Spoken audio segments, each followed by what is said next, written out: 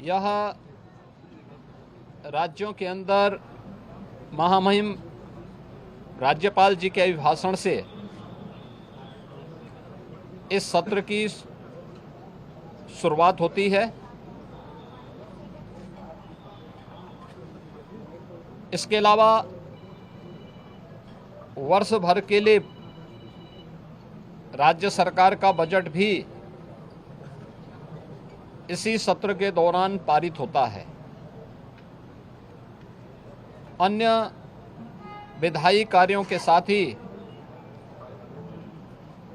जनहित से जुड़े हुए, राज्य के विकास से जुड़े हुए महत्वपूर्ण मुद्दों पर भी सदन में चर्चा होती है। आज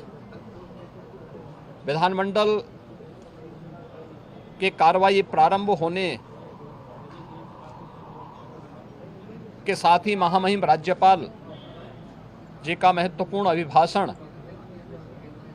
संवेद सदन को महामहिम राज्यपाल जी के द्वारा अपने अभिभाषण के माध्यम से संबोधन होगा। इसके उपरांत कल से महामहिम राज्यपाल के भाषण पर सदन में चर्चा भी होगी। 20 फरवरी को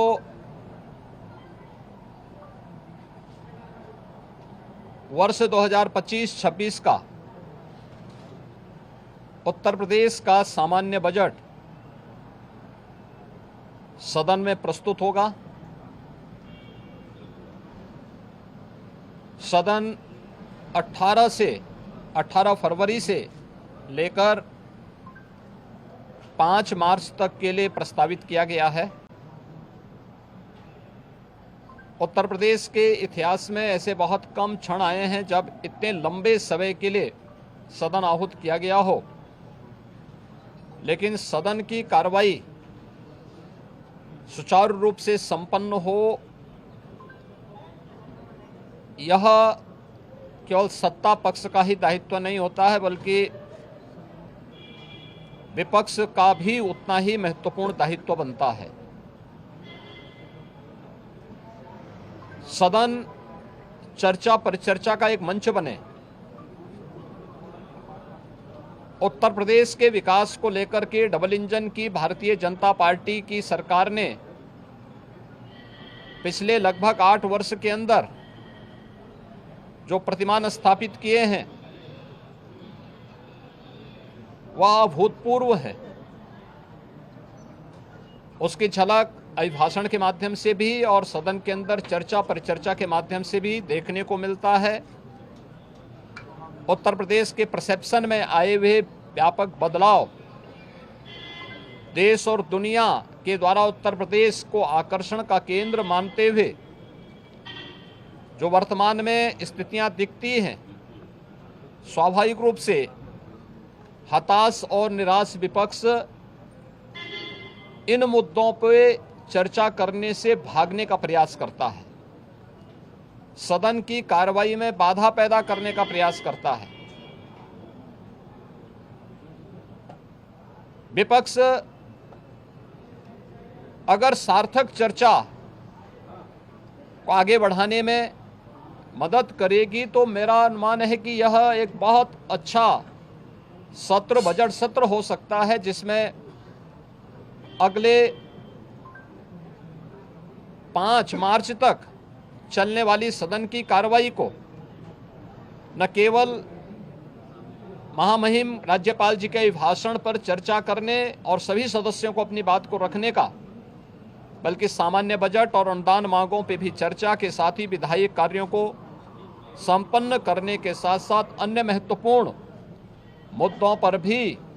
जनहित से जुड़े हुए महत्वपूर्ण मुद्दों पर भी प्रभावी चर्चा का एक मंच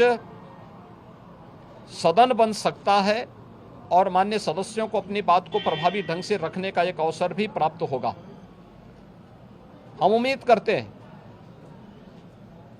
कि हार की हताशा से परेशान विपक्ष अपनी इस खुन्नस को सदन पर नहीं उतारेगा। सदन की कार्रवाई को सुचारू रूप से संचालन करने में एक सकारात्मक योगदान की हम अपेक्षा करते हैं और मैं सरकार की तरफ से आश्वस्त करता हूं कि जिस भी मुद्दे पर, यद्यपि अभिभाषण और बजट अपने आप में समग्रता को लेकर के दो महत्वपूर्ण मुद्दे होते हैं जिनमें विपक्ष ही नहीं बल्कि सदन का हर सदस्य अपनी बात को प्रभावी ढंग से रख सकता है, लेकिन इसके इतर भी अगर किसी मुद्दे पर विपक्ष चर्चा करना चाहेगा, सरकार उसका तथ्यात्मक जवाब देने के लिए पूरी तौर पर तैयार है। लेकिन हम चाहते हैं कि एक सार्थक चर्चा का मंच सदन बनने चाहिए। आरोप प्रत्यारोप या फिर असंसदीय आचरण से इस समस्या का समाधान नहीं हो सकता है और मैं उम्मीद करता हूं कि महामहिम राज्यपाल के भाषण से उस सुदृढ़ और मर्यादित संसदीय आचरण की शुरुआत हम लोग विपक्ष के अंदर देखने का प्रयास करेंगे। उम्मीद करते हैं कि उस प्रकार का आचरण सभी माननीय सदस्यगण और खासतौर पर विपक्षी सदस्यगण सदन में दिखाएंगे, जिससे लोकतांत्रिक मूल्यों के प्रति आम जन की आस्था को और सुदृढ़ करने में मदद मिलेगी। मैं एक बार फिर से बजट सत्र के शुभारंभ के अवसर पर आज उत्तर प्रदेश विधानमंडल के जो कार्रवाई प्रारंभ होने जा रही है कुछ ही देर में, इसमें भाग लेने के लिए आए हुए सभी माननीय सदस्यों का हृदय से स्वागत करता हूं।